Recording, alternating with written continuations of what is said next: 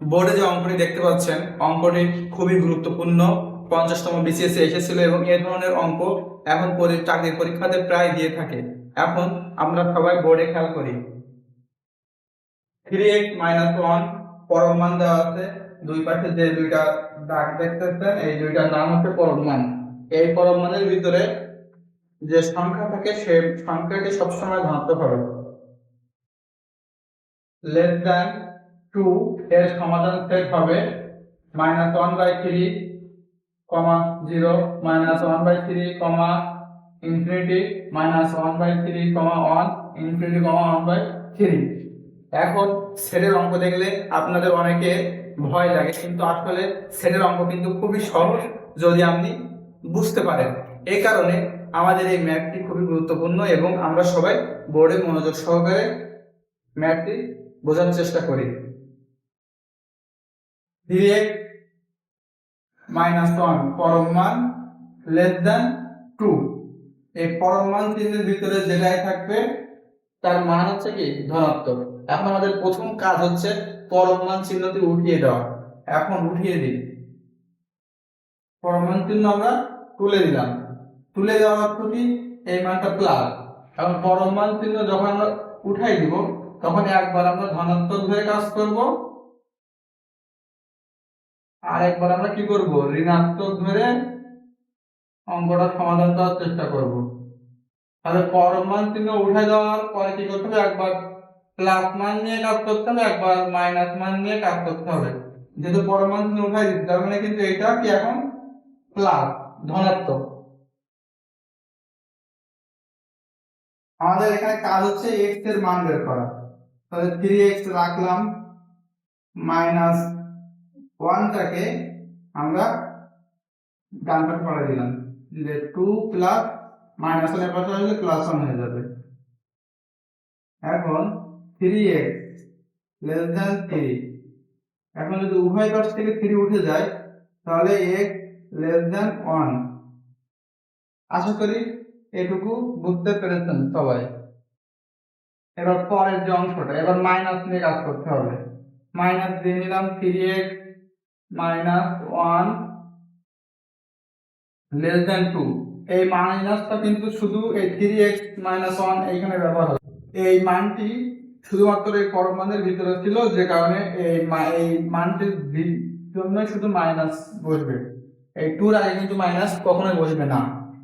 এখন এই মাইনাসটা আমরা এই পাশে পাঠিয়ে দেব, অর্থাৎ হচ্ছে এর সাথেও মাইনাস গুণ করব, এর সাথেও মাইনাস গুণ করব, মানে উভয় পক্ষকে মাইনাস দিয়ে গুণ করব।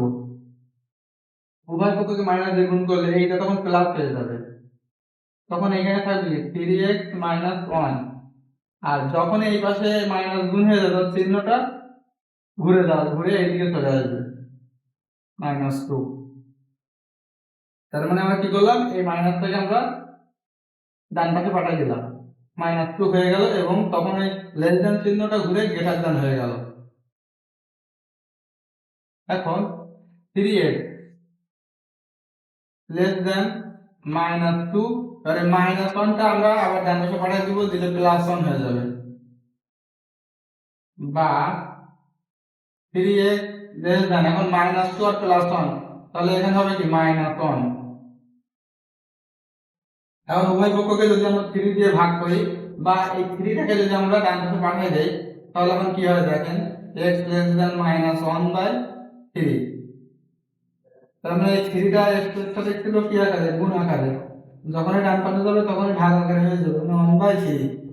তাহলে আমরা এখানে x এর মান পেলাম এটা, এখন এখানে পেলাম কি এটা। তাহলে এটা কি দেখেন কিভাবে লেখা যায়, এইখানে কিন্তু x ছোট 1 বড়, আর এখানে -1টা কি ছোট, একটা বড়। অতএব এটাকে আমরা এভাবে লিখতে পারি -1/3 less than x less than 1। তাহলে আমাদের অ্যানসার কোনটা হবে, অ্যানসার হবে -1/3, 1, -1/3, 1। এবার এই প্রশ্নের ক্ষেত্রে ব্র্যাকেটের একটা সমস্যা থেকে যায়, সেটা হচ্ছে খেয়াল করেন, এখন এখানে সবগুলো ফার্স্ট ব্র্যাকেট আছে, পরীক্ষার সময় এমন দেয় ফার্স্ট ব্র্যাকেট দেয়, সেকেন্ড ব্র্যাকেট দেয় এবং থার্ড ব্র্যাকেটও দেয়। এই ব্র্যাকেটের বিষয়টা বলি, এখানে আপনার ফার্স্ট ব্র্যাকেট কেন হয়েছে? ফার্স্ট ব্র্যাকেট হয়েছে এই কারণে, কারণ এখানে লেস দ্যান ছিল। যদি আপনার এই লেস দ্যানের সাথে নিচে একটা দাগ থাকতো, মানে লেস দ্যান ইকুয়াল হতো, তখন এখানে কিন্তু সেকেন্ড থার্ড ব্র্যাকেট হতো। যেহেতু লেস দ্যান ইকুয়াল নেই, সেই কারণে ফার্স্ট ব্র্যাকেট। তার মানে আমাদের অ্যান্সার হচ্ছে গ। আশা করি গণিতটি বুঝতে পেরেছেন। এই ধরনের গণিতে যদি কোনো সমস্যা থেকে থাকে অবশ্যই কমেন্টে আমাকে জানাবেন, এবং আমাদের এরকম ক্লাস প্রতিদিন পেতে অবশ্যই আমাদের পেজটি ফলো দিয়ে রাখুন। ইউটিউব থেকে দেখলে সাবস্ক্রাইব করুন, টিকটক থেকে দেখলে ফলো দিয়ে রাখুন। সবার চাকরির প্রস্তুতি ভালো এই কামনা করে আজকের ক্লাসটি এই পর্যন্ত। আল্লাহ হাফেজ।